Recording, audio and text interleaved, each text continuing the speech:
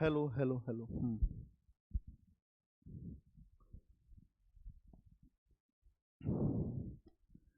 मध्यकालीन भारत। मध्यकालीन भारत में कहाँ तक हो गया था? अकबर तक की नीतियां हो गई थी। अकबर। अकबर के बारे में हो गया था, अकबर की नीतियां हो गई थी, उसका साम्राज्य विस्तार हो गया था, राजपूत नीति हो गई थी। कुछ प्रश्न भी लिखा था, क्या मुगलों की राजपूत नीति कैसी थी, इस नीति के माध्यम से मुगल राजवंश, ये सब हो गया था। अकबर की धार्मिक नीति। अकबर की धार्मिक नीति।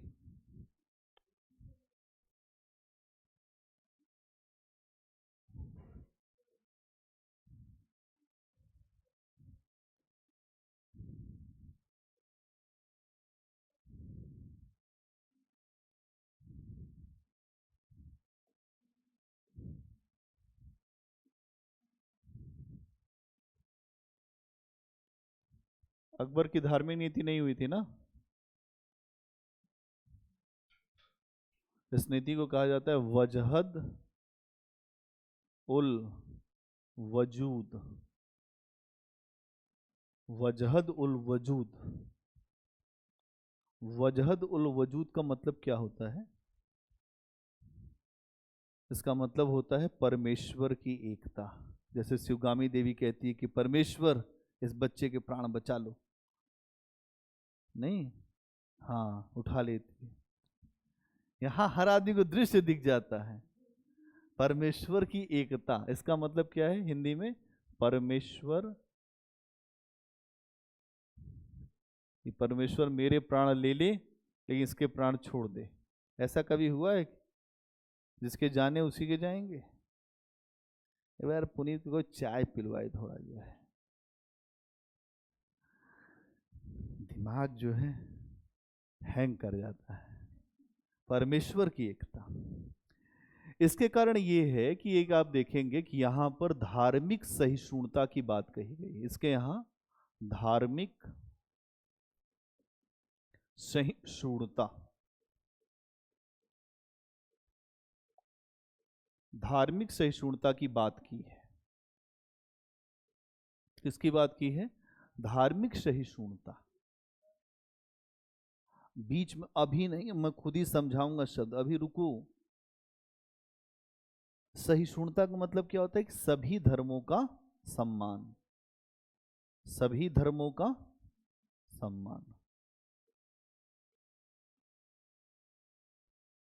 सभी धर्मों के सम्मान की बात करता है अकबर।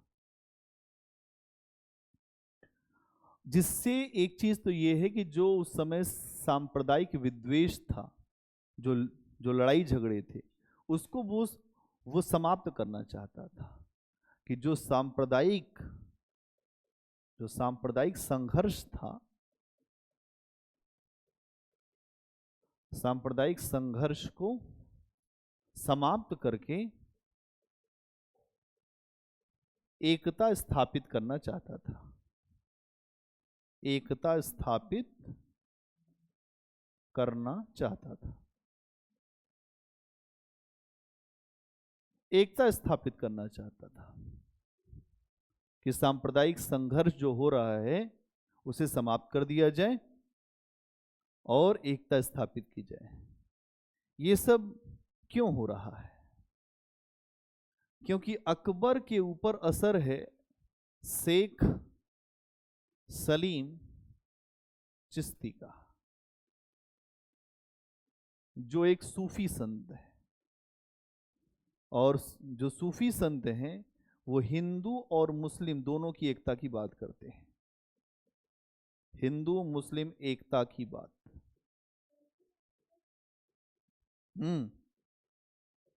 शेख सलीम चिश्ती में ये बहुत ज्यादा श्रद्धा रखता था। क्या रखता था?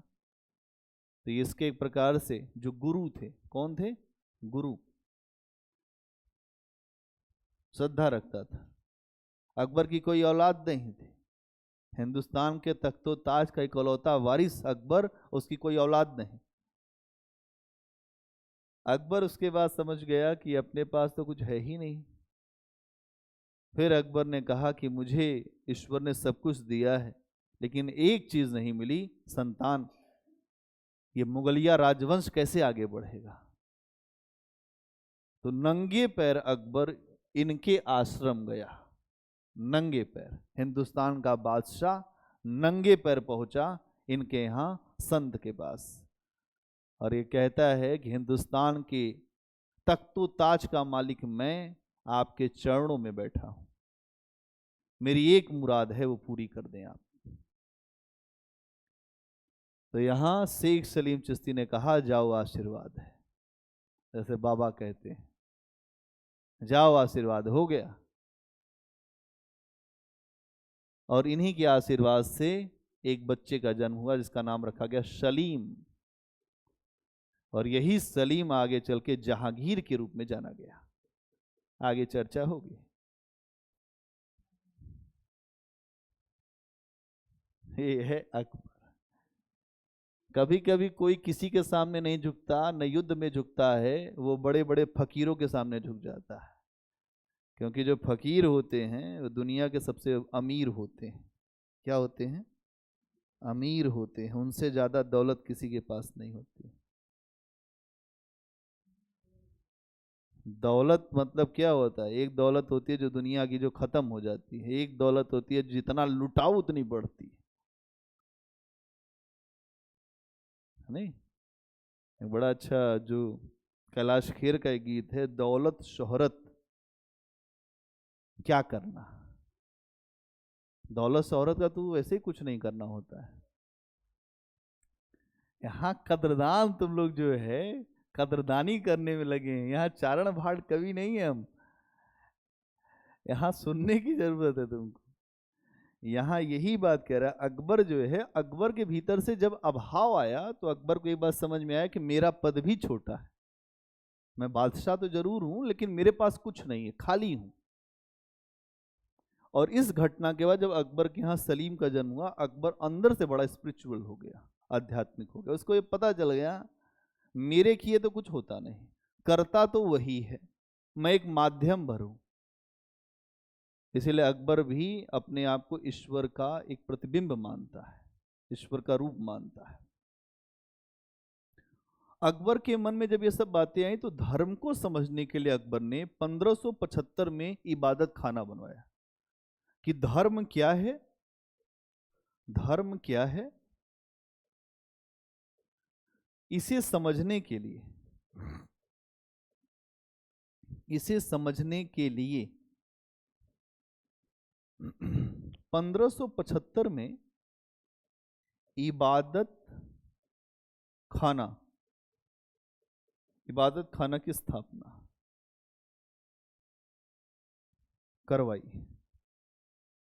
साहब क्या है इबादत खाना और क्या है धर्म? अकबर को यही नहीं समझ में आ रहा धर्म क्या है, धर्म क्या होता है। धर्म का मतलब हत्या करना है? धर्म का मतलब क्या होता है? तो धर्म का मतलब है जो धारण किया जा सके। धर्मो रक्षितः, धर्म ही रक्षा करता है और धर्म ही बचाता है। लेकिन जो स्वयं अपनी रक्षा करता है उसकी रक्षा ही धर्म भी करता है। जो हाथ पे हाथ रख के बैठा है, हाथ जोड़ के, उसको कोई धर्म रक्षा नहीं करेगा। पता चले कि आक्रमण हो गया, कहे हमारे धर्म में तो लिखा नहीं, हम क्यों करें। धर्म मतलब होता है धारण करने योग्य, और धर्म से आती है शांति। धर्म का मतलब है न्याय, धर्म का मतलब है पक्ष, धर्म का मतलब है सही। और सही पे मर मिटे तो आप धार्मिक हैं। परहित सरिस धर्म नहीं भाई, पर पीड़ा सम नहीं अधिमाई। परहित, दूसरे का हित करना भी एक धर्म है। परहित सरिस धर्म नहीं भाई, इससे बड़ा तो कोई धर्म ही नहीं है। जब सीता हरण हुआ तो जटायु लड़ गया, बूढ़ा जटायु। राम ने अपने हाथ से उसका फिर क्रियाकर्म किया।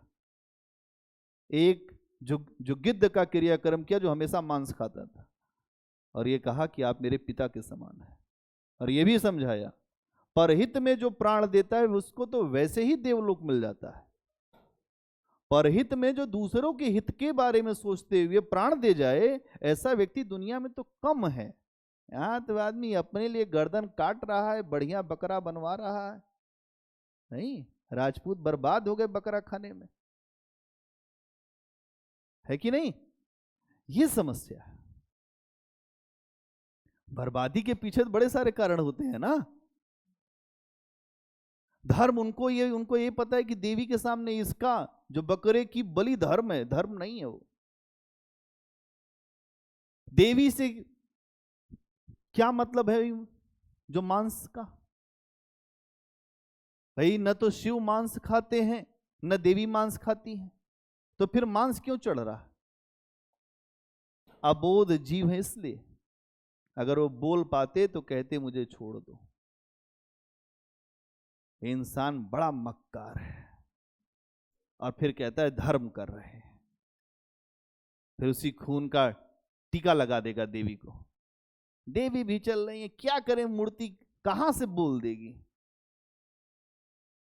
चल रहा है अन्याय, तो ये धर्म नहीं है।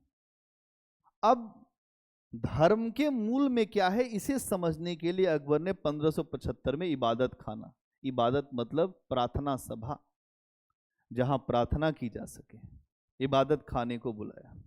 इबादत खाना खोला और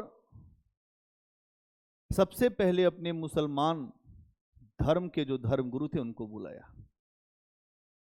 आए वो लोग। अब मौलवी लोग दिन में खाए मांस, अब शाम को धर्म की चर्चा, तो फिर कैसे चलेगा मामला? कबीर कह रहे हैं कि दिन भर रोजा रहत है, रात हनत है गाय। कि दिन भर रोजा और रात में फिर जो पकड़ लिए गाय। क्या बहरा हुआ खुदा है, वो दिखता नहीं है, आंख में धूल फेंक दोगे फिर मामला बिगड़ जाएगा। यहां पर धर्म की व्याख्या करने के लिए जब ये मुस्लिम धर्मगुरुओं को बुलाया अकबर ने, ये आपस में लड़ जाते थे, इनका बस नहीं चलता था कि एक दूसरे को उठा के फेंक दे वहां।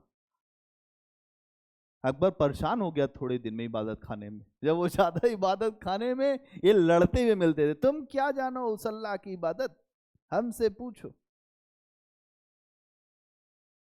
अकबर परेशान हुआ। अकबर ने कहा कि 1578 में कि ऐसा है कि तुम्हारे लड़ाई झगड़े को बहुत देख लिया मैंने, सभी धर्म के अब धर्म गुरु आएंगे। 1578 में अकबर ने सभी धर्म के जो गुरुओं के लिए इबादत खाने का द्वार खोल दिया। क्या किया? क्या ऐसा है कि तुम लोग को देख लिया, अब हम सबका सुनेंगे। क्या करेंगे? और वहीं से अकबर को सबका सुन के एक सही ज्ञान मिला। अकबर फतेहपुर सीकरी उसकी राजधानी आगरा के पास, वहां पर एक उसने पत्थर रखवाया था। उस पत्थर पर बैठकर घंटों वो आकाश की ओर देखता था। ये मैं ऐसे नहीं बता रहा, अकबर नामा में लिखा है ना। और जो घंटों आकाश की ओर देखता था और ये सोचता था ये दुनिया तुमने कैसे बनाई, इतने महान हो तुम, कैसे दुनिया को बनाया होगा। तो राज कपूर का बड़ा अच्छा गाना है ना कि दुनिया बनाने वाले क्या तेरे मन में समाई। ये चिंतन है। अकबर का चिंतन इतना अच्छा था, जो व्यक्ति वास्तव में धार्मिक हो जाएगा वो किसी का अहित नहीं कर सकता। और जो ऊपरी वाले धार्मिक है उनको मौका मिले गर्दन उतार लेंगे तुम्हारी। किसी बाबा से मिल लो, किसी पंडित से मिल लो, धीरे धीरे पहले तुमको वो करेगा, फिर उसके बाद जितना आपका है सब कुछ ले लेगा। नहीं, अंगूठी वाले के चक्कर में पड़ जाओ, एक अंगूठी दो अंगूठी उस पर सिलेक्शन, फिर उसके बाद सब पैसा निकाल ले तुम्हारा। क्यों सालू, है कि नहीं? अंगूठी वाला भी मामला है। कैसे? आप गए, आपने बताया कि हमारी समस्या बहुत है, बाबा स्वास्थ्य सही नहीं रह रहा, हाँ ठीक है, राहु वाली दशा चल रही बेटा, ये वाली अंगूठी, कितना खर्चा? 6,000 का तो पत्थर, उसके को जो बनवाने में तो 15,000 का हो गया मामला। और कहीं देना होगा तो 15,000 हम 10 बार सोचेंगे, वहां तुरंत चूंकि समाधान है तुरंत पैसा गिरेगा। ये है देश में। अब यहां समझिए, ये इतनी बात समझ गए किसके धर्म में क्या है। अब अकबर के बारे में कुछ विशेष बातें क्या है। अकबर ने सुलह एक कुल की नीति को अपनाया। क्या है सुलह एक कुल की नीति को अपनाया? सभी धर्मों में एक आपसी सहिष्णुता है। अकबर ने सुलह एक कुल की नीति को अपनाया। कौन सी नीति? सुलह एक कुल। सुलह एक कुल की नीति।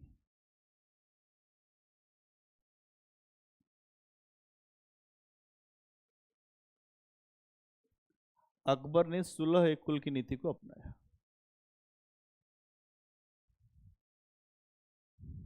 इसको कहते हैं सार्वभौमिक सहिष्णुता। क्या कहते हैं? सार्वभौमिक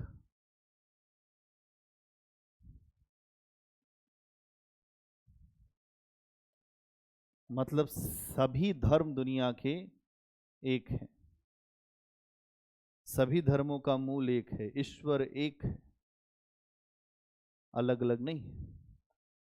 ईश्वर तक पहुंचने के लिए हर धर्म एक नए मार्ग है, हर धर्म एक नए मार्ग है, लेकिन यहां जो खड़ा है वो एक है।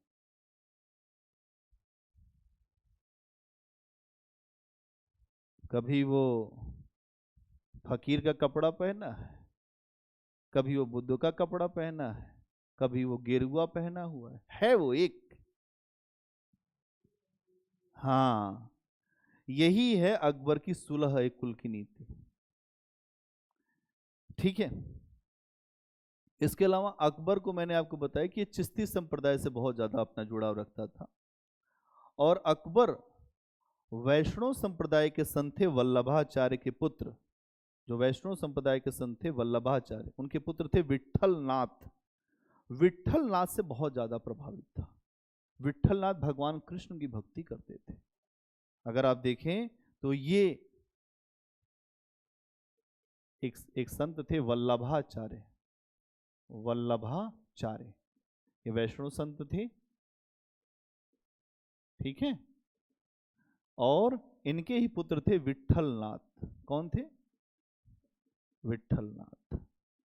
ये भगवान कृष्ण की अन्य भक्ति करते थे, कृष्ण की भक्ति, कृष्ण की भक्ति करते थे। अकबर इनसे बहुत प्रभावित था। अकबर इनसे प्रभावित था। हाँ, अष्टछाप वाला मामला, अकबर इनसे बहुत प्रभावित था, बहुत ज्यादा।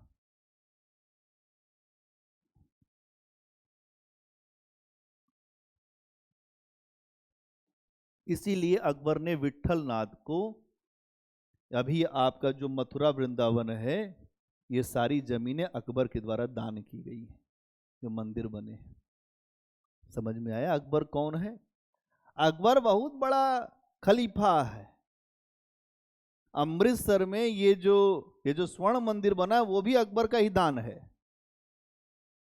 तो दान वही कर सकता है जिसके अंदर छोड़ने का भाव है, और जो दुनिया को छोड़ेगा वही ऊपर जाके मस्त रहेगा, और जो दुनिया को पकड़ के मरेगा वो वहां भी जाके मरता ही रहेगा, तेल के कड़ाहों में। नहीं, तो यहां जंजीरों से मुक्त हो गया वो वहां भी मुक्त है। तो यहां अकबर से प्रभावित थे। अकबर किससे प्रभावित थे? विट्ठलनाथ से। इसीलिए विट्ठलनाथ को कई जागीरें प्रदान किया। कहां की? गोकुल के आसपास की। कहां पर? गोकुल। आज जहां पर आप देख रहे हैं मथुरा वृंदावन के आसपास की जागीरें किसको मिली थी? विट्ठलनाथ को।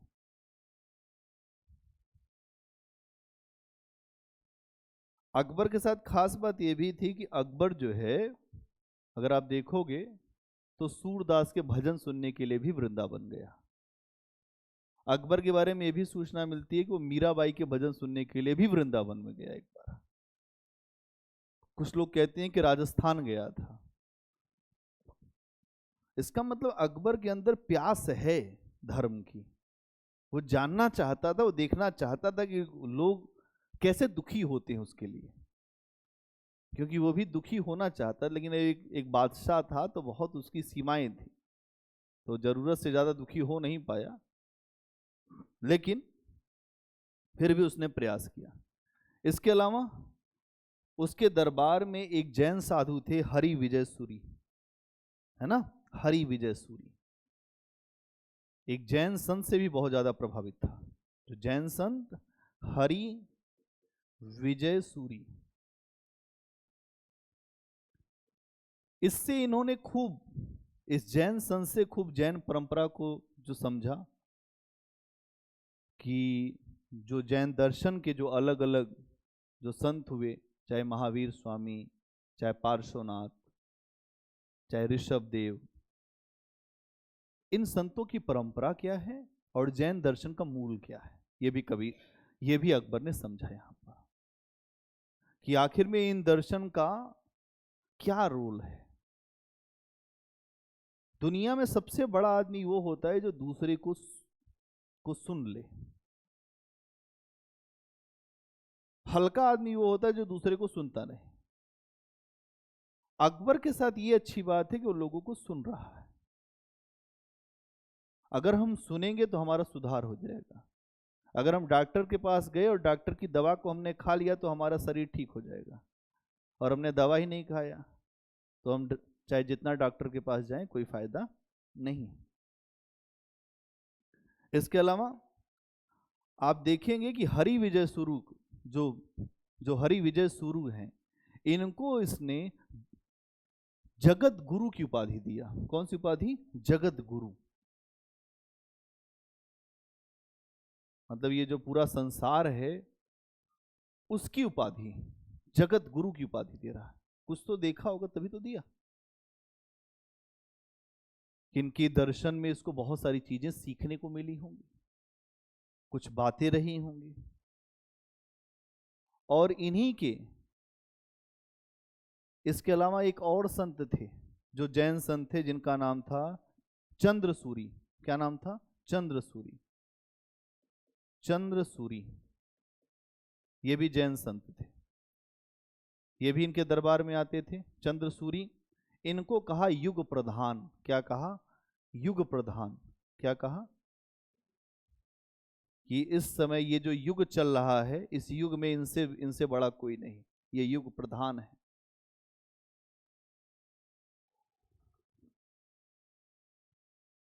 क्या कहा? युग प्रधान। इसके अलावा अकबर पारसी धर्म से भी बहुत ज्यादा प्रभावित हुआ। पारसी धर्म में आग को जला के रखने की परंपरा होती है, अग्नि की पूजा करते हैं, इसीलिए अकबर भी अपने दरबार में अग्नि हमेशा जलवा के रखता था। जहां इबादत करता है अग्नि जलती रहती हमेशा। अकबर स्वीकार करने वाला व्यक्ति था, अस्वीकार करने वाला व्यक्ति नहीं था, इसीलिए अकबर में महानता है। पाकिस्तान में अकबर को काफिर पढ़ाया जाता है कि अकबर मूर्ख टाइप का था, काफिर था, उसको पता ही नहीं था धर्म क्या होता है। लेकिन वास्तविकता ये उसी को केवल पता था, बाकी किसी को नहीं पता धर्म क्या है। तो यहां हम ये देखें। इसके अलावा और क्या है? अकबर के ऊपर पारसी धर्म का भी प्रभाव था, के ऊपर पारसी धर्म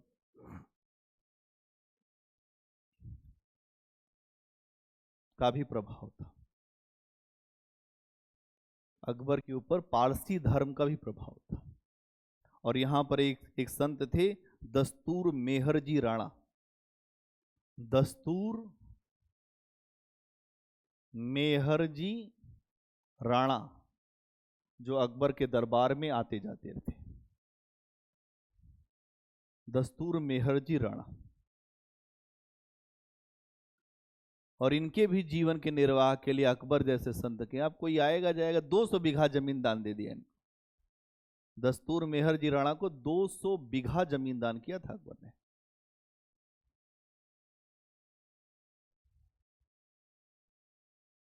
ये सारी बातें इस बात के ऊपर जो संकेत करती हैं कि अकबर एक सहिष्णु शासक था। हर धर्म को लेकर उसके मन में कोई भी खराब भावना नहीं थी। हर धर्म को साथ लेकर चलना चाह रहा है, हर धर्म के संतों का सम्मान कर रहा है, और जो भी उसको समझ में आ रहा है वो काम कर रहा है।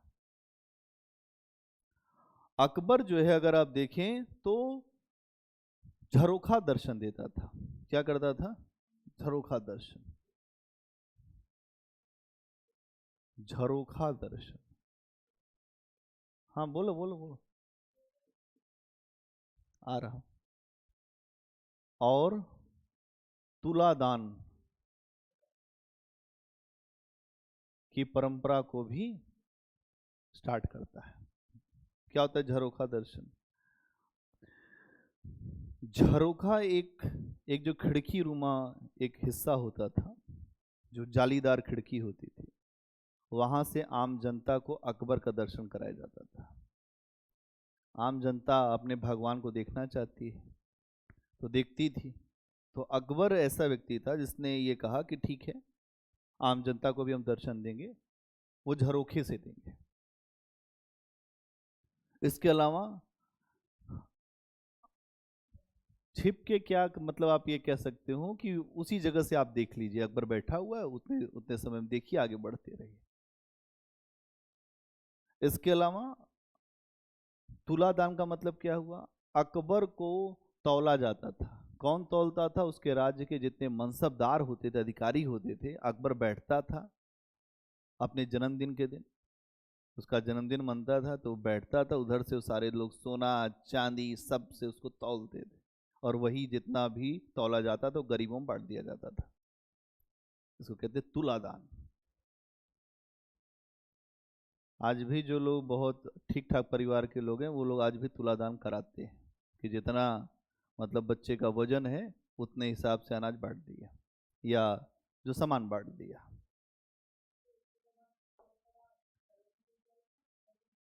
पहले से ही थी परंपरा भारत में, लेकिन अकबर के समय में चूंकि और ज्यादा बड़े पैमाने पर जब कोई शासक किसी परंपरा को अपना लेता है तो परंपरा और ज्यादा स्टार्ट हो जाती है। तुलादान की परंपरा अकबर के समय बहुत ज्यादा बड़े पैमाने पर दिखती है। इसके अलावा अकबर का जो सिखों के साथ ही बहुत अच्छा संबंध था, है ना? अब समझिए, आगे चल के यही सिख जो मुगलों के साथ बहुत बड़ा संघर्ष करेंगे, लेकिन इस समय मुगलों के साथ जो सिखों का संबंध बहुत अच्छा, यह समझने की जरूरत है। अकबर के समय में जो सिखों के जो तीसरे गुरु थे अमर सिंह,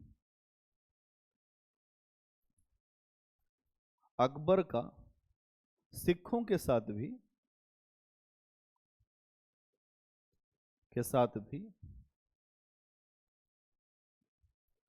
अच्छा संबंध था।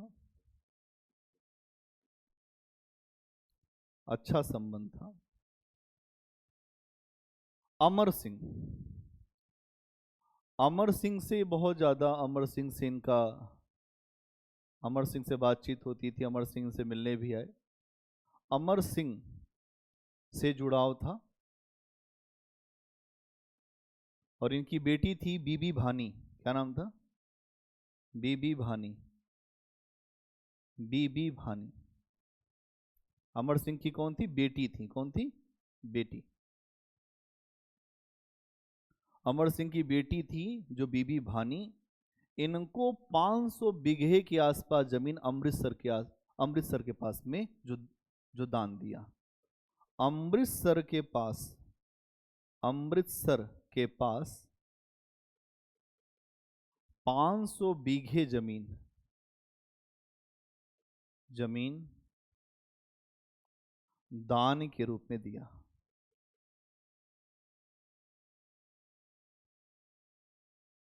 और यही आप जानते हैं अभी जो स्वर्ण मंदिर बना है वो इसी जमीन पे है।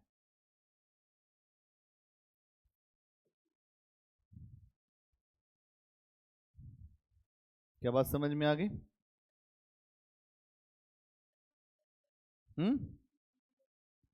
बेटी को इसलिए दिया क्योंकि यहाँ पे अमरदास जो थे एक महान संत थे, बहुत आध्यात्मिक व्यक्ति थे। तो अकबर उनसे बहुत ज्यादा प्रभावित हुआ, तो उनको उसने बोला आपको मैं कुछ देना चाहता हूं। उन्होंने मना कर दिया। तो उन्होंने कहा भाई जैसे मान लीजिए कि अगर कोई किसी से बहुत ज्यादा प्रभावित है तो उसके संतान को दे देगा। तो उसने पता किया कि भाई इनकी एक बेटी है बीबी भानी, वो भी स्पिरिचुअल बहुत ज्यादा है, तो उसको दान दे दिया। और बाद में इसी जमीन पे तालाब वलाब सब आप जो देख रहे हैं सब वही है। 500 बीघा जमीन दान दे दिया और बीबी भानी को अपना जो बहन के रूप में मान लिया कि हाँ ठीक है आपको दान दे देते हैं। अकबर के दरबार में ईसाइयों का भी आगमन हुआ। अकबर ऐसे नहीं बना। अगला पॉइंट क्या बनाएंगे? अकबर के दरबार में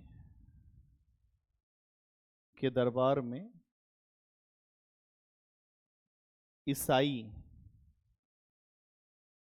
संतों का भी आगमन हुआ।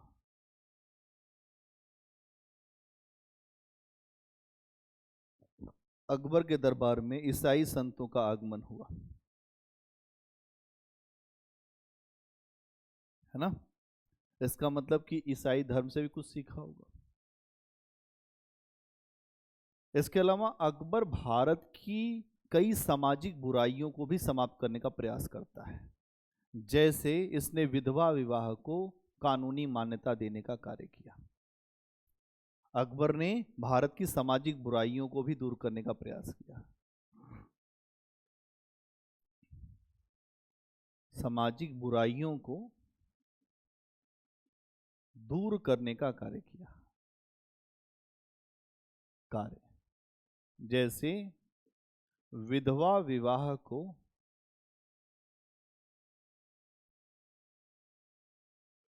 मान्यता दिया। और क्या करता है? इसके अलावा जो सती प्रथा भारत में हो रही थी उसको भी समाप्त करने का प्रयास किया। भले ही नहीं कर पाए लेकिन जो प्रयास किया, सती प्रथा को रोकने का प्रयास।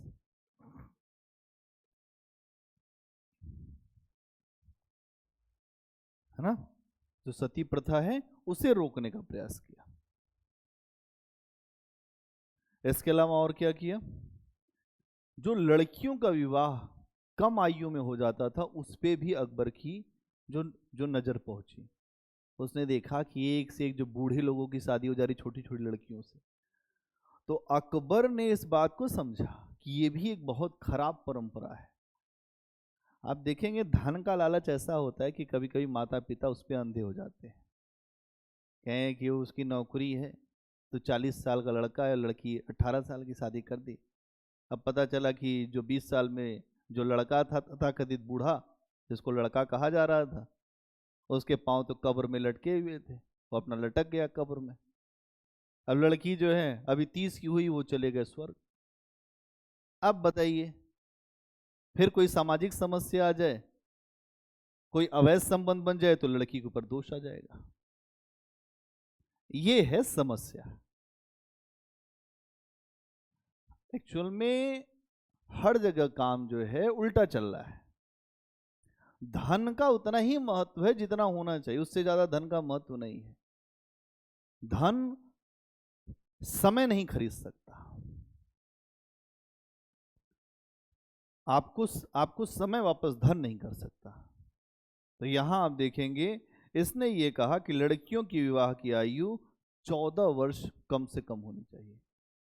लड़कियों के विवाह की आयु, देखिए कितना बड़ा समाज सुधारक है। जो बीएस मालाबारी आए उन्होंने 1892 का एज ऑफ कंसेंट एक्ट में ये बात कही थी। 1892 में भारत में, ये अकबर 1556 के बाद अकबर ये बात बोल रहा है। कितना महान है अकबर। मैंने कहा लड़कियों का विवाह जो है, विवाह 14 वर्ष की आयु में हो, उससे पहले नहीं। और लड़कों का विवाह लड़कों का विवाह 16 वर्ष की आयु में हो।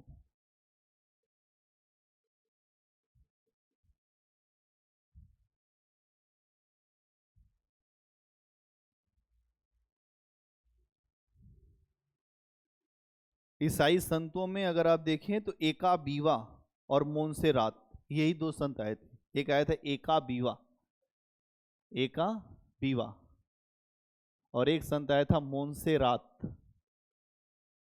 ये दोनों ईसाई संत हैं, एका बीवा और मोंसेरात। अकबर के समय में, हाँ अकबर लिखा रहे जहांगीर पे चले गए।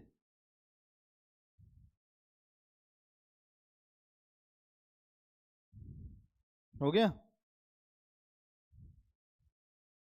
अब शहजादा सलीम, जहांगीर, अब कौन आएंगे? जहांगीर, सलीम, और अभी कुछ मत बोलो, अभी हम कुछ सुनने की स्थिति में नहीं। जहांगीर, हाँ बोलो।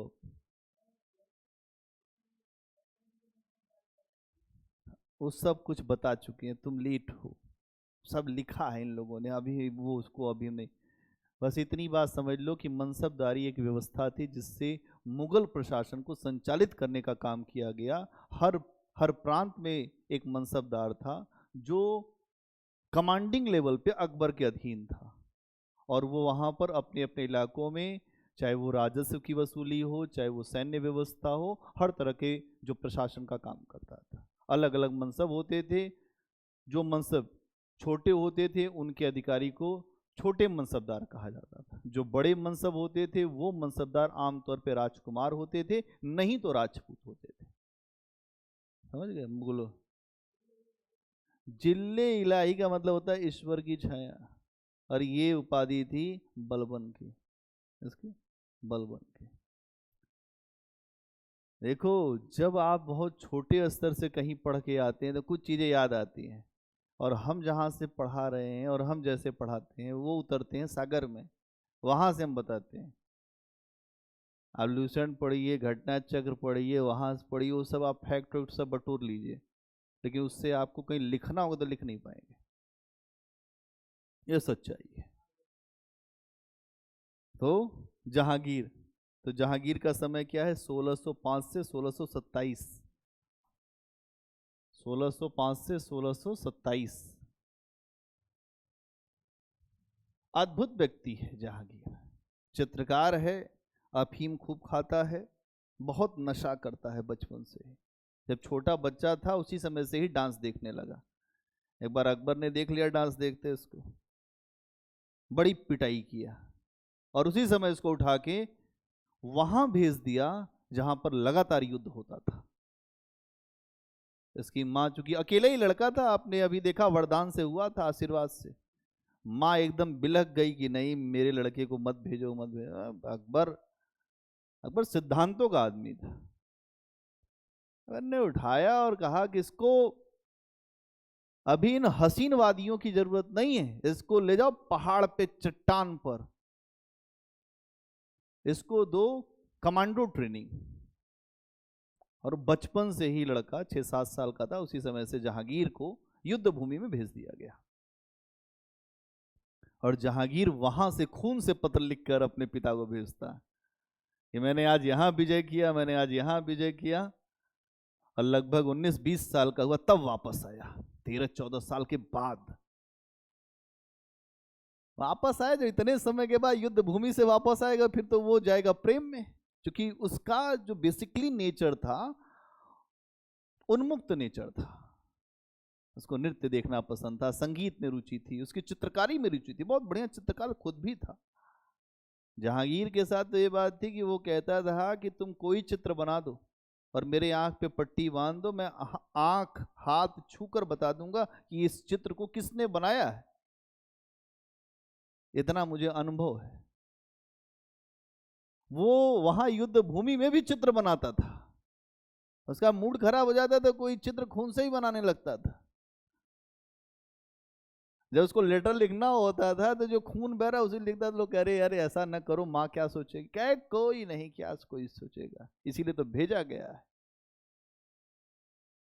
जहांगीर को इसीलिए भेजा गया है, तो मैं अपने खून का कतरा कतरा बहा दूंगा। अब आया लंबे समय के बाद, पढ़ा लिखा योग्य व्यक्ति था। अकबर तो पढ़ा भी नहीं था, पढ़ा लिखा व्यक्ति है, चित्रकार है। और अगर आप देखेंगे तो अकबर आने के बाद जब ये आया तो अभी अकबर तो शासक था ही। अकबर से धीरे धीरे इसके वैचारिक मतभेद होने लगे। जब संतान एक हो और संतान का मिजाज अलग हो और जो पिता का मिजाज अलग हो तो फिर अलगाव होना ही होना है। कहते हैं कि एक कहानी यहाँ पे आती है अनारकली की, कि जब जहांगीर वापस आए सलीम युद्ध भूमि से, तो एक महिला है अनारकली, जो एक दासी थी, जिसके प्रेम में थे सलीम, और उसी के प्रेम के वजह से ही आगे चल के समस्याएं बनी हैं। बाद में उन्होंने कहा कि हम इससे विवाह करना चाहते हैं। अकबर ने कहा कि एक कनीज के साथ विवाह ये संभव नहीं है। तो घटनाक्रम आता है बहुत सारे, जो एक बार तो सलीम ने जो विद्रोह कर दिया पिता के खिलाफ, तलवार उठा लिया, कहा कि अब या तो अकबर रहेगा या तो जहांगीर रहेगा। पिता ने कहा ऐसा हमारे सामने तुम्हारी कोई औकात नहीं है, तुरंत मसल दिए जाओगे। हार भी गया। और कोई शहजादा होता तो वहीं पे कत्ल भी हो गया होता। कोई शहजादा था नहीं, इसलिए कत्ल किया नहीं, अकबर ने छोड़ दिया। अकबर बहुत क्रूर था लेकिन बहुत संयमी भी था। उसने कहा अनारकली से विवाह नहीं हो पाएगा बेटा। तो कुछ लोग कहते हैं कि जिंदा चुनवा दिया अनारकली को दीवार में। हाँ अनारकली तुम्हारी ऐसी ही मौत होगी। अनारकली ने कहा कि इश्क किया तो डरना क्या, अब चाहे जिंदा चुनवाओ चाहे जैसे भी चुनवाओ। हाँ नहीं तो बेटे क्यों चुनवाएगा भाई, बड़े आदमी के लड़के ऐसे ही होते, उनके लिए तो सारा संसार है। अब उसके बाद आप समझिए, एक महिला और है जिसका नाम है नूरजहां। अभी एक से निकले अनारकली से, अब फिर फंस गए दूसरी जगह नूरजहां पे जाके। अनारकली का मामला अभी समाप्त हुआ था किसी तरह से, फिर मामला आ गया नूरजहां का। नूरजहां के हस्बैंड की हत्या करवाने वाला भी जहांगीर है। अब ऐसा मानते हैं कि ये बहुत ज्यादा सुंदर थी नूरजहां, ईरान की महिला थी, और इनकी मां का नाम था अस्मत बेगम। नूरजहां की मां का नाम था अस्मत बेगम। इत्र जो सेंट का आविष्कार गुलाब से अस्मत बेगम ने किया था, तो शौकीन लोग रहे होंगे। अब नूरजहां को अगर हम देखें तो नूरजहां को जब जब देखा जब सलीम ने, तो नूरजहां को देखने के बाद एक अद्भुत इसके अंदर विचारधारा आई कि इसका विवाह मुझसे हो जाता। तो आप जानते हैं कि नूरजहां के पिता का नाम था एतमातुद्दौला। एतमा एतमातुत क्या नाम है भाई, एतमातुत, माँ ऐसे, एतमातुत दौला, एतमातुद्दौला। और इसकी माँ का नाम क्या है, अस्मत बेगम। अस्मत बेगम, एतमातुद्दौला और अस्मत बेगम इसके माता पिता, ठीक। और इसके भाई का नाम था आसफ खान। क्या नाम था, आसफ खान। बाद में आप देखेंगे कि यही एक गुट बनेगा जिसको नूरजहां गुट कहेंगे। नूरजहां गुट, जो नूरजहां के उसमें रहेगा, नूरजहां गुट।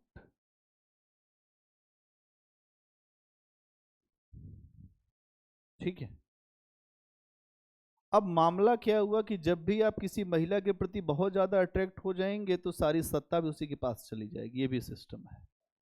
अब नूरजहां को इन्होंने कहा कि नूरजहां तुम ही हो मेरा जहां, अब कुछ नहीं और हो सकता, और अफीम पीने लगे। अब नूरजहां ये जितना अफीम पिए नूरजहां की सत्ता उतनी चढ़ने लग गई। तो होश में रहेगा तो ही तो सत्ता चलाएगा। अब चूंकि वो नशा क्यों करता था, क्योंकि अनारकली जिंदा चुनवाई गई थी, तो उसको उसकी भी याद आती थी। एक्चुअल में पिछला अतीत भी हमको उड़ेलता रहता है। अब इस चक्कर में जब नूरजहां धीरे धीरे इतनी शक्तिशाली होगी, उसने अपना ही गुट बना लिया, नूरजहां गुट। वो खुद ही हस्ताक्षर करने लगी राज्य के आदेशों पर। मतलब आदेश मतलब राजा का मतलब क्या हुआ, बादशाह का मतलब नूरजहां। हर आदमी नूरजहां के सामने जो है झुकने लगा, नूरजहां ही सब कुछ करने लगी। अकबर काम खत्म हो गया, अकबर तो मर चुका, तभी तो ये सब खेल हो रहा। अकबर रहेगा तो गर्दन उतार लेगा सबकी। कहां तुम चल रहे हो अभी? अकबर रहेगा ये सब हो पाएगा खेल? ये सब अकबर था तो अनारकली जो निपटा दी गई, अब है नहीं। अब समझिए यहां पर आगे चल के आप देखेंगे तो जहांगीर का एक पुत्र था खुर्रम, जो आगे चल के शाहजहां के रूप में जाना गया। ये खुर्रम भी इसी गुट में शामिल हो गया। तो नूरजहां गुट जो है शक्तिशाली रहा। 1605 में अकबर की मृत्यु हुई थी, ठीक है ना? हाँ हाँ, एक अफगान व्यक्ति था, उसकी पत्नी थी, बाद में उसको युद्ध भूमि में भेजा गया और ये 1 घंटे मैसेज आ गया कि उसकी गर्दन उतर गई। 1 घंटे में मैसेज आ गया कि वो तो मर गया। अब क्या करेंगे? अब सारा दारोमदार जहांगीर पे है, तो जहांगीर ने कहा कि भाई ये तो बड़ी विपरीत परिस्थिति है, अब निकाह करना पड़ेगा। तो उसने फिर जो तुरंत ही निकाह कर लिया। ये है मामला, समझ गई बात? अब जो नूरजहां गुट के बारे में भी समझ गई होगी कि भाई आपने जहांगीर को देखा, जहांगीर हर चीज बहुत अच्छा है, जहांगीर खूब युद्ध भी लड़ा। जहांगीर को पता नहीं क्या हो गया कि वो हमेशा नशा करता था, सुबह से लेकर शाम तक नशा। ज्योतिष पे अनंत विश्वास, ज्योतिष पे अनंत विश्वास, हर तरीके की अंगूठी पहनता था। फिर सोमवार को ये कपड़ा, मंगल को ये कपड़ा, बुध को ये कपड़ा, बृहस्पति को पीला कपड़ा, और उस दिन ये कपड़ा, उस दिन ये न्याय करेंगे। और इसी ने ही जो यमुना के किनारे एक न्याय का घंटा लगवाया, कहा न्याय चाहिए तो हमसे न्याय मांगो, हम न्याय देंगे। अब चूंकि जितना अफीम लगाए उसके बाद कहे न्याय लाओ, अब न्याय देंगे हम। अच्छा, ऐसे लोगों की रानियां बड़ी प्रसन्न रहती हैं, क्योंकि उनके पास अवसर आ जाता है। इनका पूरा परिवार अब इस शक्ति का उपभोग करेगा जो जहांगीर के पास शक्ति है। जहांगीर कोई छोटा मोटा आदमी नहीं भाई, हिंदुस्तान के तख्तोताज का बादशाह है। बादशाह, अब ये एक छोटे से सिपाही की पत्नी थी नूरजहां, आज ये जो संसार की मलिका बन गई। इसको भी अवसर मिला कि इसके लिए भी जो विवाह का मतलब कुछ था नहीं, उसको भी तो पता था कि हत्या कैसे हुई, उसको भी पता था। और इस समय नूरजहां के जितने भी समर्थक थे, इनको खूब बड़ी बड़ी जागीरें मिली। इत्मातुद्दौला को जागीर, अस्मत बेगम को जागीर, आसफ खान को जागीर, सबको जागीर ही जागीर, खूब जागीरें बांटी गई। और नूरजहां का प्रभाव बढ़ता चला गया। जैसे सूरज की रोशनी बढ़ती जाती वैसे नूरजहां का प्रभाव बढ़ता चला गया। और वो धीरे धीरे बादशाह के साथ झरोखा दर्शन भी देने लगी कि भाई जहांगीर अफीम में है तो थोड़ा हम ऐसा उसको किनारे कर दे, अपने बैठ हम हैं, अभी ये नहीं रहेगा तो हम हैं, झरोखा दर्शन देती थी। और जो मुगल सिक्के छपते थे उस पर बादशाह के नाम के साथ साथ नूरजहां का नाम भी छपने लगा। बहुत बढ़िया। मतलब जहांगीर के साथ नूरजहां का नाम छपने वाला ये माहौल समझ रहे हो आप? बहुत बड़ी बात है कि नूरजहां का मतलब है सत्ता अब नूरजहां के हाथ में है। अब वो जैसा चाहेगी वही सिक्का चलेगा। ठीक है। एक तरफ सिक्के की एक तरफ जो बादशाह का नाम रहता था जहांगीर, और दूसरे तरफ नूरजहां। तो एक ही सिक्के के दो पहलू कहते हैं ना, तो यहां पर यही पहलू। अब समझिए जहांगीर की धार्मिक नीति, ये बात समझ में आ गई पूरी ना? आपको नूरजहां गुट भी समझ में आ गया भाई। नूरजहां का प्रभाव बढ़ेगा तो उनके माता पिता, आज भी ऐसा हो रहा है कि लड़की शादी करके आ रही है, लड़की का प्रभाव वहां ज्यादा है, उसके माता पिता और उसके भाई प्रभाव बढ़ जाएगा घर में। यही तो चल रहा। आज आज नहीं चल रहा क्या? यही तो चल रहा है। तो मुद्दा यहां यही है। अगर हम चीजों को समझें तो मुद्दा क्या है? मुद्दा यही है। अगर हमने ये सोचा कि भाई अगर एक एक महिला है, उसका वर्चस्व बढ़ रहा है, तो जब भी उसका वर्चस्व बढ़ेगा तो उसके साथ के जो लोग होंगे उनका अप्रत्यक्ष रूप से वर्चस्व बढ़ जाएगा। इसीलिए पहले के लोग जो हैं अपने लड़कियों घर में ज्यादा दखल नहीं देते थे। आज हर 10 मिनट फोन आ रहा। खराब नहीं मानता मैं उसे कि बहुत खराब नहीं है। अब मान लीजिए एक लड़की बहुत परेशान है, भाई उस केस में ठीक है, लेकिन जो समझदार माता पिता वो जानते हैं कि इससे ज्यादा बात नहीं करनी है। ये जरूरत से ज्यादा किसी के घर में हमें नहीं घुसना है। लेकिन ये है कि जब लड़की परेशान है तो जरूर मदद होनी चाहिए। दोनों ही चीज है। तो यहां पर ये दिखेगा। अब जहांगीर की धार्मिक नीति देखो।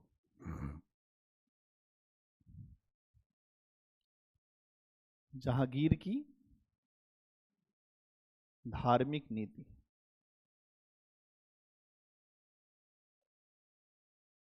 जहांगीर की धार्मिक नीति देखो। अपने पिता के समान था। इसने भी धर्म को लेकर सहिष्णु नीति रखी।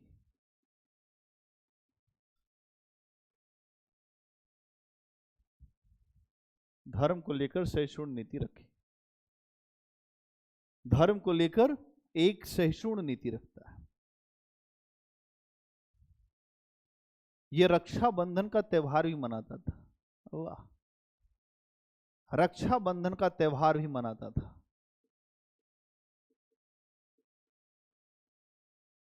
मतलब शानदार व्यक्ति है।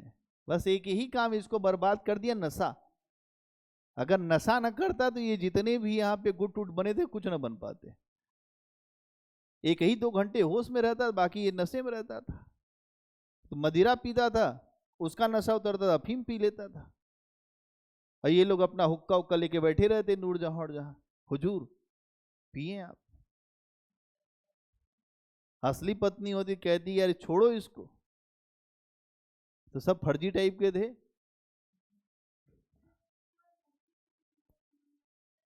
अकबर जैसा ही करता था।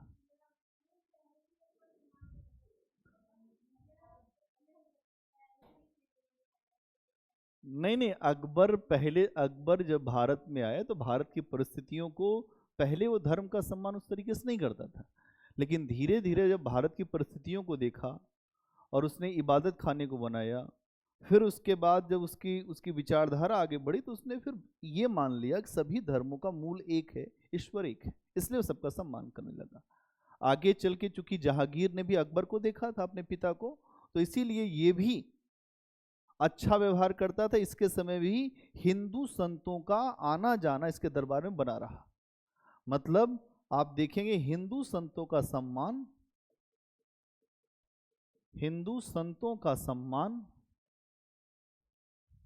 करता था। हिंदू संतों का सम्मान करता था लगातार। ठीक है। इसके समय में भी अगर आप देखेंगे ना तो तीर्थ यात्रा कर लगा और ना ही जजिया कर लगा। अगर ये इसकी बहुत बड़ी बात है, तीर्थ यात्रा कर नहीं लेता था, तीर्थ यात्रा कर और जजिया कर, तो जजिया कर के पहले इसके बारे में बता रखा है, जजिया कर नहीं लेता था। कहता था अगर कोई व्यक्ति अपने ईश्वर की आराधना करने जा रहा है उस पर भी टैक्स ले तो फिर बेकार है जीना। तो ये तीर्थ करने कोई गया उसका भी हम टैक्स ले रहे हैं। यहाँ तो आदमी हर जगह टैक्स ले रहा है। अब आप तीर्थ करने गए, उस मंदिर दर्शन करने, वहां आदमी जो है कहे कि आपको वीआईपी वाला चाहिए तो 1000 रुपये पर्ची कटाओ। कहाँ भरेंगे ये सब जाके ऊपर? हाँ, भगवान भी पिटाई करेगा, तुमने वहां भी टैक्स लिया। ये चल रहा है इस समय, ये वीआईपी लाइन, उसका दर्शन उधर से है, नहीं तो जो आम आदमी है उसी में पिसा। हे भगवान कब दर्शन आएगा, सुबह हो गई शाम। अगले बार फिर उसकी जब उसको कोई कहता है कि भैया वहां चलोगे, कहे भैया हमारी हिम्मत नहीं। कहां जाएगा वो? जब दर्शन सहजता से नहीं हो रहा है, असहजता है, तो वो ईश्वर तो सब जगह है ना। खूब खूब खूब वहां। हाँ, अरे सामान्य आदमी कोई भी पूछ नहीं है। आए महाकाल चले जाओ, चाहे आप पद्मनाभ चले जाओ, चाहे कहीं चले जाओ दक्षिण भारत में, वहां 10-10 हजार रुपया लग रहा है।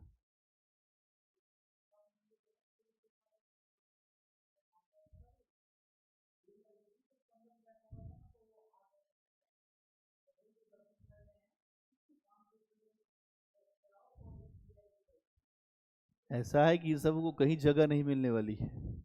ठीक है, ले लें। इसीलिए तो रैदास जैसे संत जो हैं वो खुद भी नहीं गए कहीं, भगवान ने स्वयं आके दर्शन दिया, है ना। तीरथ करे एक फल, संत मिले फल चार, सदगुरु मिले अनंत फल, कहे कबीर विचार।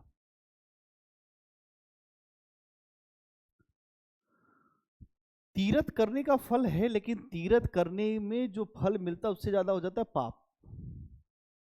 लोग भीड़ में किसी का अंगूठी चुरा लिए, किसी का कोई जो जो जो सामान चुरा लिए, गए तीरथ करने, कहे अच्छा ठीक है चलो बढ़िया अंगूठी मिली, चप्पल उप्पल सब ऊपर उठ गया मामला। अब कोई चप्पल उप्पल नहीं पूछ रहा। अब लोग आइडिया देख रहे हैं कि इसके पास सामान कितना है। हाँ हाँ, ये कोई सामान्य फोन अब कोई नहीं छीन रहा है। तो यहाँ पर आप देखेंगे कि इसके समय में एक तो जो जजिया कर है, तीर्थ यात्रा कर है, उसको सबको अभी नहीं लिया जा रहा है। और एक इसने खराब काम किया कि यहाँ पर अगर आप देखेंगे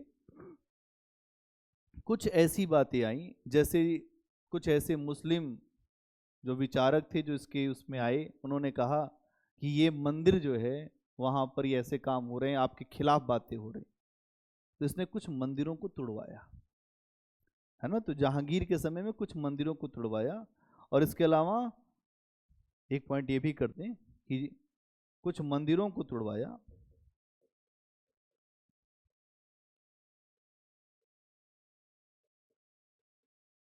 इसके अलावा इसको एक सूचना और मिली कि जो सिख धर्म के लोग हैं वो भी इसका बहुत विरोध करते हैं। सिख धर्म के लोग भी बड़ा विरोध करते हैं। इसीलिए सिख धर्म के गुरु अर्जुन देव को फांसी चढ़वा दिया था। सिख धर्म के गुरु अर्जुन देव को कहा, ऐसा है अर्जुन देव जी, अर्जुन देव को फांसी।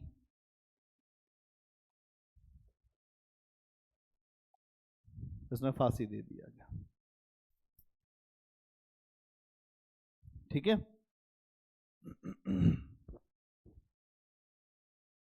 क्या क्लियर?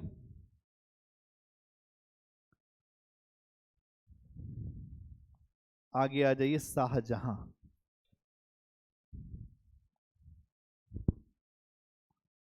शाहजहां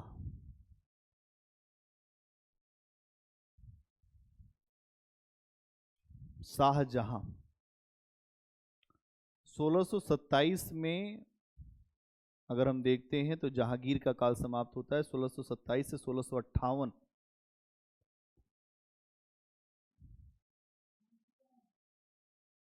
अभी आ रहे हैं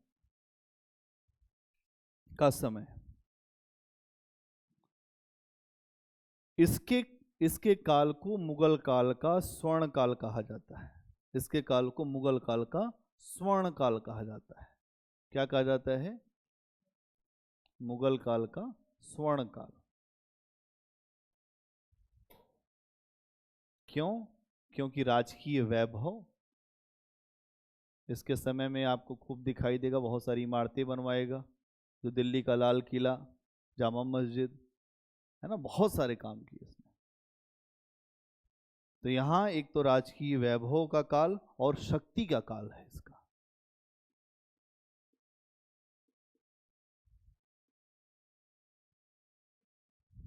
ये दोनों चीजें आपको दिखाई देंगे।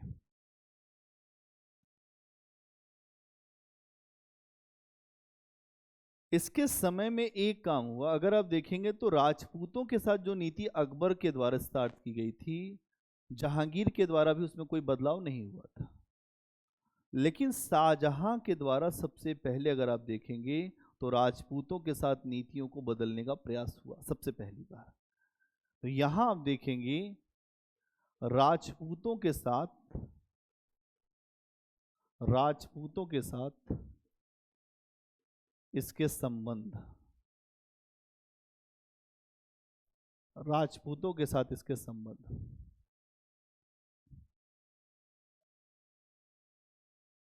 अभी आप जानते थे कि मुगलों का राजपूतों के साथ वैवाहिक संबंध था, इसके पहले आता, लेकिन अकबर के समय में हुआ और जो जहांगीर के समय में भी हुआ, ठीक है ना। इसने कहा कि वैवाहिक संबंध राजपूतों के साथ नहीं होगा, मतलब राजपूत हमारे साथ जो वैवाहिक संबंध में नहीं बन सकते। वैवाहिक संबंध को मना किया, वैवाहिक संबंधों का निषेध कर दिया। तो बदलाव हो रहा है कि नहीं राजपूत नीति में? पहला बदलाव तो यही दिख रहा है कि वैवाहिक संबंधों का निषेध कर दिया। इसके अलावा राजपूतों को वो भी मनसब मिलते थे जो राजकुमारों को मिलते थे। 5,000 का मनसब, 4,000 का मनसब। जो अगर आप देखें तो राजा मान सिंह को 7,000 का मनसब दे दिया था अकबर ने। तो इसने कहा कि राजपूतों को बहुत बड़े पद नहीं दिए जाएंगे, राजपूतों को बड़े मनसब, बड़े पद नहीं दिए जाएंगे। इसका मतलब कि कहीं ना कहीं राजपूतों को लेकर, और ये खुद एक राजपूत जो महारानी थी उन्हीं का पुत्र था, समझिए, ये है मैटर। कभी कभी कोई व्यक्ति जिससे संबंधित होता है उसी के पीछे पड़ जाता है। यहां मामला यही है, ठीक है। इस पूरे निर्णय, ये जो निर्णय लिए गए, इन सारे निर्णयों को राजनीति से प्रेरित इसको माना जाता है कि ये सारे निर्णय जो मुस्लिम धर्मगुरु थे जो इसको समझा रहे थे, उसके कारण ऐसा निर्णय लिया। मतलब ये निर्णय राजनीति से प्रेरित माने जाते हैं, क्योंकि राजपूतों से बहुत सारे लोग जलते थे और वो उनके बढ़ते हुए कद को स्वीकार नहीं कर पा रहे थे, इसलिए किया गया। क्यों? क्योंकि उत्तर भारत में राजपूत लगातार फैलते जा रहे थे। अगर जो राजपूत थे उनका पूरा यहां पर प्रसार दिखाई दे रहा है सब जगह, मुगलों के कारण भी। इनके पास एक अपनी रियासत होती थी, एक रियासत इनको ऑलरेडी अपनी तो होती थी, एक रियासत और मिल जाती जो इनको जो मुगल रियासत मिलती थी। तो इनके पास एक इनकम नहीं होती थी, 2 इनकम होती थी। इसीलिए राजपूतों का बहुत तेजी से विकास हुआ। आप देखेंगे तो राजपूतों ने खूब महल हवेलियां खड़ी कर दिया, उसके पीछे कारण यही है, क्योंकि मुगलों के साथ संबंध से राजपूतों का विकास हुआ था। हाँ, तो यहाँ ये भी चीज हुआ, ठीक है। और आप देखेंगे कि धीरे धीरे राजपूतों का प्रभाव मुगल दरबार से कम हो गया। क्या ये बात समझ में आ गई? इसके अलावा और क्या है, अगर आप देखेंगे तो शाहजहां के समय में सबसे बड़ी जो उन्नति हुई, जो स्थापत्य है, जो भवन बनाए गए, इस समय आप देखेंगे कि दिल्ली का लाल किला है ना, अगर स्थापत्य में अगर हम बात करें तो इसका स्थापत्य के क्षेत्र में योगदान, स्थापत्य को लेकर स्थापत्य के क्षेत्र में योगदान,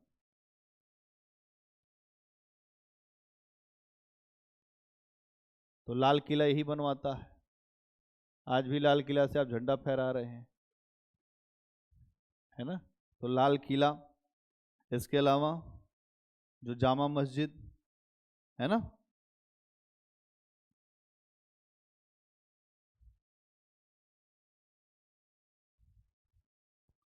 ताजमहल की कहानी जानते ही हैं, इसकी पत्नी का नाम था मुमताज। हाँ, मुमताज महल, तो मुमताज महल की याद में ताजमहल बनवाया, एक महल की याद में दूसरा महल बनवा दिया, ये तो है ताजमहल। ताज, ताज मतलब होता है जो मुकुट, ताजमहल वही है ना। आगरे के किले में एक मोती मस्जिद है, उसको भी इसी ने बनवाया था। आगरे के किले में मोती मस्जिद है, बहुत सुंदर मस्जिद है, कभी आप जाएंगे तो देखेंगे। आगरा के किले में, आगरे के किले में, ठीक है, मोती मस्जिद है।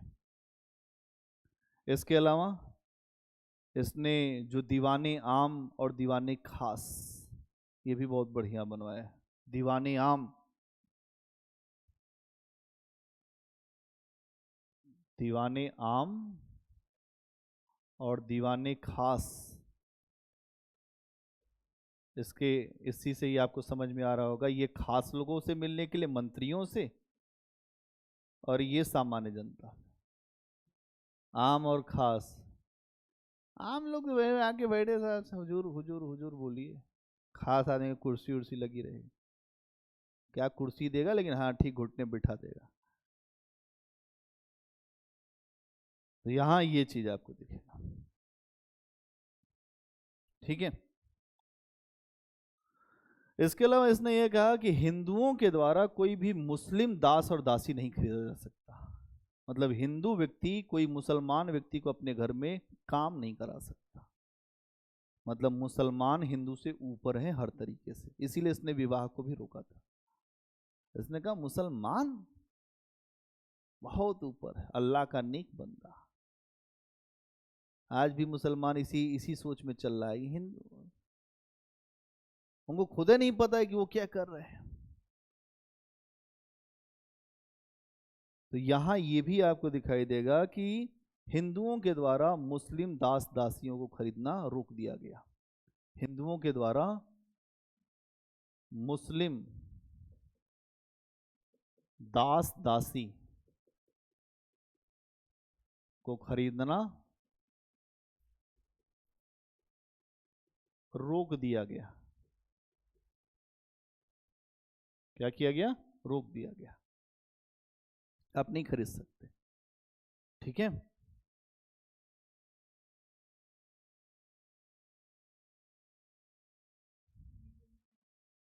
कट्टरपन आ ही गया ना, इसीलिए तो औरंगजेब के समय में पूरा दिखता है, औरंगजेब इसी का तो बेटा है, बाप को ही कैद कर लिया, और पापा चलो, वहीं ताजमहल के पास ही कैद हो गए, वहीं से खिड़की से देखते ताजमहल वही बनाया। अरे ये सब होता रहा है। इनका एक पुत्र था दारा शिको, जिसको अकबर कहा जाता था, उपनिषदों का अनुवाद कराता है फारसी भाषा में, बहुत ही विद्वान व्यक्ति था, उसकी उपाधि थी शाह बुलंद इकबाल, और वही शहजादा था, इसके बाद उसी को शासक बनना था। लेकिन औरंगजेब छोटा था, औरंगजेब को पता था कि इस समय हमारे यहाँ कट्टर पंथ उभर रहा है, इसने मुल्ला मौलवियों की सहायता से राज्य हासिल किया, और जैसे राज्य हासिल किया आप जानते हैं कि तुरंत धार्मिक कट्टरता को लागू कर दिया गया।